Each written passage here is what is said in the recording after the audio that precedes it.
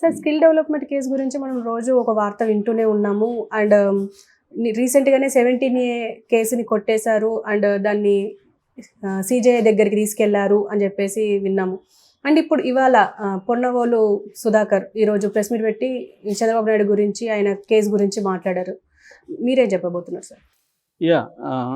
అంటే మొన్నటి వరకు మనకి 17A అనేది ఒక దాన్నేమంటారు హ్యాంగింగ్ నైఫ్ లాగా ఉన్నింది, గాల్లో వేలాడుతూ ఉంది.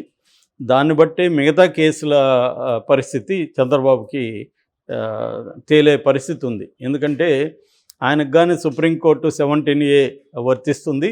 వర్తించినప్పుడు ముందస్తు పర్మిషన్ గవర్నర్ దగ్గర తీసుకోవాలి. తీసుకోలేదు కాబట్టి ఈ కేసులన్నీ చెల్లవు అనేది చెప్పేస్తుంది అనేది చంద్రబాబుకు సంబంధించిన మీడియా బాగా ఫోకస్ చేసింది. ఎందుకంటే ఆయన మీద పెట్టినవన్నీ కూడా అక్రమ కేసులు. ఆయన మీద ఐపీసీ సెక్షన్ల కింద 409 వంటి సెక్షన్ల కింద 409 అంటే క్రిమినల్ బ్రీచ్ అంటారు.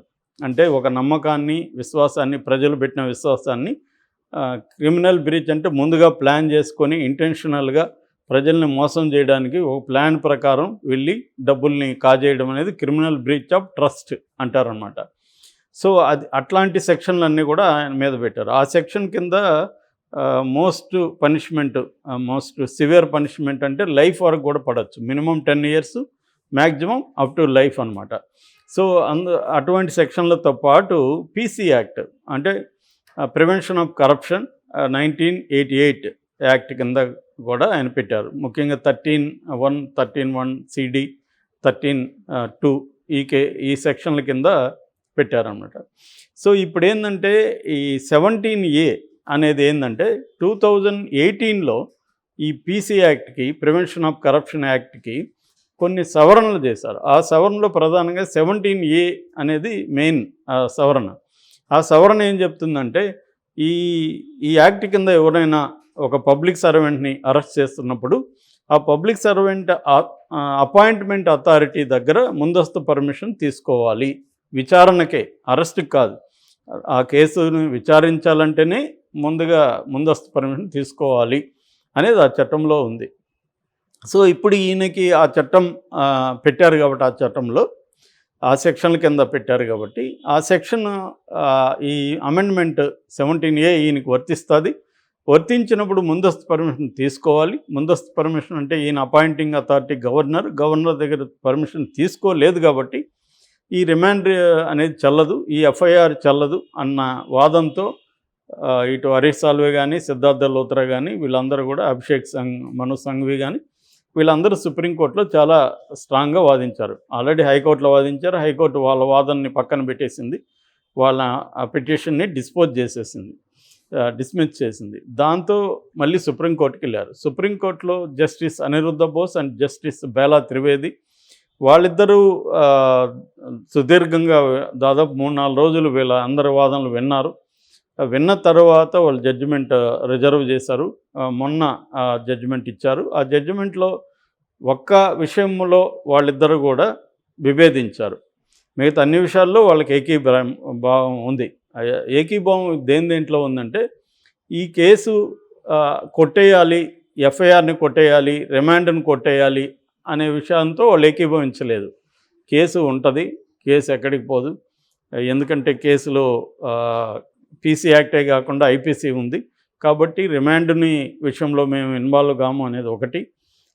తర్వాత ఎఫ్ఐఆర్ని క్వాష్ చేయలేము, రిమాండ్ని క్వాష్ చేయలేము అనేది ఒకటి. రెండోది ఏంటంటే ఈయన్ని అరెస్ట్ చేసింది సిఐడి, ఏసీబీ కోర్టులో పెట్టకూడదు, ఏసీబీ జడ్జికి ఈ కేసును విచారించే అర్హత లేదు అన్న వాదన కూడా వినిపించారు. దాంతో కూడా ఏకీభవించలేదు ఇద్దరు కూడా జడ్జెస్. సో ఏసీబీ కోర్టు విచారించవచ్చు, జస్టిస్ హిమబిందు రిమాండ్ ఇవ్వడం విషయంలో మేము తలదూర్చమని కూడా క్లియర్గా చెప్పారు. వీటన్నిటి విషయంలో ఇద్దరు జడ్జిలు కూడా ఒకే అభిప్రాయంతో ఒకే తీర్పులో ఇచ్చారు. అయితే ఒక విషయంలో ఇద్దరు విభేదించారు. ఆ ఒక్క విషయం ఏంటంటే 17A వర్తించదు అని బేలా త్రివేది మాట్లాడారు. ఎందుకు వర్తించదు అంటే ఇది రెట్రాస్పెక్టివ్గా, అంటే ఈ నేరం జరిగింది 2015లో కాబట్టి ఇది అమెండ్మెంట్ వచ్చింది 2018లో. ఆ అమెండ్మెంట్లో క్లారిటీ లేదు. అంటే రెట్రాస్పెక్టివ్గా ఇది వర్తిస్తుంది అన్న క్లారిటీ దాంట్లో లేదు కాబట్టి రెట్రాస్పెక్టివ్గా వర్తించదు. 2018 తర్వాత జరిగిన నేరాలకు మాత్రమే వర్తిస్తుంది.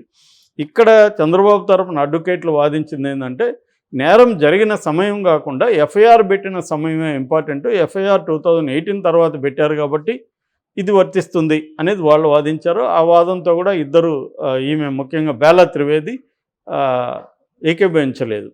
కానీ ఇటు అనిరుద్ధ బోస్ ఏకీభవించాడు వాళ్ళ వాదంతో. అనిరుద్ధ బోస్ ఏమన్నాడంటే, ఇది ఎఫ్ఐఆర్ పెట్టిన తర్వాత కాబట్టి ఇది వర్తిస్తుంది కాబట్టి ముందస్తు పర్మిషన్ తీసుకోలేదు కాబట్టి పీసీ యాక్ట్ చెల్లదు అనేది చెప్పారు. అంటే పీసీ యాక్ట్ మాత్రమే చెల్లదు, దీంట్లో మిగతా సెక్షన్లన్నీ ఉంటాయి. ఆ సెక్షన్ల కింద ఈయన అరెస్టు ని వాళ్ళేమీ ఖండించలేదు, ఈయన రిమాండ్ని ఖండించలేదు. సో ఈ కేసు యథావిధిగా ముందుకు పోతుంది అనేది చెప్పారు. ఇప్పుడు తేలాల్సింది ఏంది, 17A వర్తిస్తుందా లేదనేది ఇద్దరి మధ్య భిన్నాభిప్రాయాలు వచ్చాయి కాబట్టి ఇప్పుడు దాన్ని సిజేఐకి, chief justice of India DY చంద్రచూడ్కి పెట్టారు కాబట్టి ఆయన దీన్ని 3 జడ్జెస్ బెంచ్కి ఇస్తారా, 5 మంది జడ్జెస్ బెంచ్కి ఇస్తారని తేలాలి. అంటే ఏదేమైనా ఇది విస్తృత ధర్మాసనానికి పంపిస్తారు. ఆ విస్తృత ధర్మాసనంలో ఈ ఇద్దరు జడ్జెస్ ఉండరు, ఫ్రెష్గా కొత్త వాళ్ళు ఉంటారు. దాని తర్వాత వాళ్ళ ముందు మళ్ళీ ఇటు చంద్రబాబు అడ్వకేట్స్, ఇటు ప్రభుత్వ అడ్వకేట్స్, సిఐడి తరపున అడ్వకేట్స్ కూడా తమ వాదనలు మళ్ళీ వినిపిస్తారు. మళ్ళీ ఈ డాక్యుమెంట్స్ అంతా ఆల్రెడీ వీళ్ళ ఈ ద్విసభ్య ధర్మాసనం ముందున్న డాక్యుమెంట్స్ అన్నీ కూడా వాళ్ళకి సబ్మిట్ చేస్తారు. సో ఇవన్నీ కూడా పరిశీలించి వాళ్ళు ఒక నిర్ణయం తీసుకునే అవకాశం ఉంది. అట్లాగే దీనికి రిలేటెడ్గా ఒక పిల్లు ఉంది. ఆ పిల్లు కూడా రేపు డిస్కషన్కి వస్తుంది. ఆ పిల్లు ఏంటంటే అసలు కాన్స్టిట్యూషన్ ప్రశాంత్ భూషణ్ వేశారనమాట ఈ పిల్లని. కాన్స్టిట్యూషన్కి ఇది విరుద్ధము. అంటే ఒక వ్యక్తి నేరం చేస్తే ఆ వ్యక్తి నేరాన్ని విచారించడానికి కూడా ఇన్వెస్టిగేటివ్ ఏజెన్సీకి అర్హత లేదన్నట్టుగా చెప్తున్నారు. పర్మిషన్ తీసుకుంటే ఆ వ్యక్తికి ముందు తెలిసిపోతుంది, తెలియకుండా ఇన్వెస్టిగేట్ చేయాల్సి ఉంటుంది కేసుల్లో. సో ఇది ఇన్వెస్టిగేటివ్ ఏజెన్సీల అధికారాల్లోకి ఎంటర్ కావడమే అవుతుంది. అట్లాగే ఒక ఈక్వల్, అందరూ కూడా ఈక్వల్ బిఫోర్ జస్టిస్ అనే దానికి రాజ్యాంగ స్ఫూర్తికి ఇది విరుద్ధంగా ఉంది. అందువల్ల అసలు ఈ సవరణే కొట్టేయాలి అన్న పద్ధతిలో అది కూడా ఉంది. సో ఇవన్నీ తీసుకొని కూలంకషంగా చర్చించాల్సి ఉంటుంది. ఎందుకంటే it will be a benchmark judgement. అనేక రాష్ట్రాలలో అనేక కేసులు పెండింగ్లో ఉన్నాయి ఇదే సెక్షన్ కింద. సో దీనికి ఒక ముగింపు పలకాలంటే చాలా టైం తీసుకునే అవకాశం ఉంది. ఈ ఎలక్షన్ లోపలైతే తేలే అవకాశం కనిపించలేదు. సో ఇప్పుడు ఈ నేపథ్యంలో పొన్నవాళ్ళు ఒక ప్రెస్ మీట్ పెట్టాడు. ఆయన ఏమన్నాడంటే, మా మీద గతంలో తెలుగుదేశం మీడియా అంతా దుమ్మెత్తి పోసింది, మేము కక్షపూరితంగా ఆయన అరెస్ట్ చేశామని, మా అరెస్టు చెల్లదని, మా ఏసీబీ జడ్జి రిమాండ్ చెల్లదని చెప్పారు. ఇప్పుడు సుప్రీంకోర్టు అది చెల్లుతుందని చెప్పింది. అంటే మేము చేసింది కరెక్టే కదా అన్న వాదనని ఆయన ముందుకు తీసుకురావడం కోసం ఆయన చెప్పాడు. రెండోది, కక్ష సాధింపు ధోరణితో మేమేం చేయలేదు. కక్ష సాధింపు ధోరణితో చేస్తుంటే చంద్రబాబుకి జైల్లో మేము ఇన్ని సౌకర్యాలు కల్పించేవాళ్ళం కాదు. ఆయనకి ఏసీ ప్రొవైడ్ చేసాము, ఆయనకి మందులు ఇచ్చాము, ఆయనకి కావాల్సిన వేడి నీళ్ళు ఇచ్చాము, అన్నీ ప్రొవైడ్ చేసాము. ఇవన్నీ మేము చేసేవాళ్ళం కాదు. నిజానికి జైలు మాన్యువల్లో లేనివన్నీ కూడా మేము ఇచ్చాము. సో అని ఆయన తెలుగుదేశం మీడియా కావచ్చు, లేకపోతే తెలుగుదేశం నాయకులు తనని ఎలా విమర్శించారనే దానికి సమాధానంగా ఆయన ఈ జడ్జిమెంట్ని ఉపయోగించుకొని మరోసారి తన వాదనని వినిపించారు. మరోసారి దాని ఏమంటారు, టేప్ రికార్డులో అరిగిపోయిన రికార్డు వేసినట్టుగా మళ్ళీ వేశాడు ప్లేట్. అంటే ఆ కుంభకోణం ఎలా జరిగింది, జివో ఏంటి, 371 కోట్లు ఎలా పోయినాయి, ఇవన్నీ మళ్ళీ ఆయన వేశాడు. ఇది ఎక్స్పెక్టెడే. ఎందుకంటే ఇప్పుడు తీర్పు క్లియర్గా చంద్రబాబుకు అనుకూలంగా లేదు కాబట్టి అవతల పార్టీ మాట్లాడుతున్నా. అట్లని చంద్రబాబుకి యాంటీ కూడా ఏం లేదు. ఆయన ఏమీ నేరం చేసినట్టు ఎక్కడ ప్రూవ్ కాలేదు. అట్లని ఆయన నిర్దోషిగాను చెప్పలేదు. ఒక మనిషి మీద ఒక నేరం ఆరోపించబడి కేసు పెట్టారు. ఈ కేసు పెట్టడంలో లీగల్గా ఎటువంటి తప్పు లేదు అనేది మాత్రమే ఇప్పటివరకు ఇదైంది. ఆ రకంగా ఇది కక్షపూరితం అయినప్పటికీ కూడా లీగల్గా మాత్రం ఇది తప్పేం లేదు అనేది చెప్పినట్టుగా మనం అర్థం చేసుకోవాలి. కక్షపూరితం అంటే అందరికీ తెలిసింది, ఖచ్చితంగా కక్షపూరితమే జగన్ ఈ కేసులు పెట్టడం. జగనే కాదు, ఇక్కడ రేవంత్ రెడ్డి కూడా ఇప్పుడు కక్షపూరితంగా స్టార్ట్ చేశాడు కేసీఆర్ మీద. ఇది ఇవాళ దేశవ్యాప్తంగా జరుగుతున్న తంతే. బీజేపీ అయితే దీన్ని పెద్ద ఎత్తున చేస్తుంది. రాజకీయ ప్రత్యర్థుల మీద కేసులు పెట్టడం, ఇన్వెస్టిగేటివ్ ఏజెన్సీలని ప్రయోగించడం అనేది చేస్తుంది. ఇది ఒక ట్రెండ్గా మారింది. దీనికి ఫుల్ స్టాప్ పడాల్సిన అవసరం అయితే ఉంది. ఎందుకంటే ప్రతి ఒక్కరూ జగన్ ఎంతకాలం ఉంటాడు, ఒకవేళ 3 నెలల్లో ఆయన ఓడిపోతే తెలుగుదేశం అదే పని చేయబోతుంది. ఆల్రెడీ వాళ్ళు అదే చెప్తున్నారుగా, మేము అధికారంలోకి వస్తే మేము అంత చూస్తాము, మీరు ప్రపంచంలో ఏ మూలలో దాక్కున్నా మిమ్మల్ని కడ్రాయిడితో ఊరేగిస్తామని చెప్తున్నారు. కాబట్టి ఇది ఎవరికి తేడా లేదు ఇక్కడ, అందరూ అదే పని చేస్తున్నారు. అంతకుముందు జగన్ను జైల్లో పెట్టాడు కాబట్టి నేను ఇప్పుడు మిమ్మల్ని జైల్లో పెడతాను అతను బయలుదేరాడు.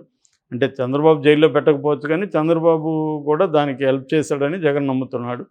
సో ఈ యాంగిల్లో తీసుకున్నప్పుడు పొన్నవాళ్ళు ఏంటంటే తన వాదన కరెక్ట్ అని చెప్పడానికి సుప్రీంకోర్టు తీర్పుని ఉపయోగించుకున్నాడు. అంటే ఒక తీర్పు క్లియర్గా లేనప్పుడు ఎవరికి అనుకూలంగా వాళ్ళు దాన్ని అన్వయించుకుంటారు.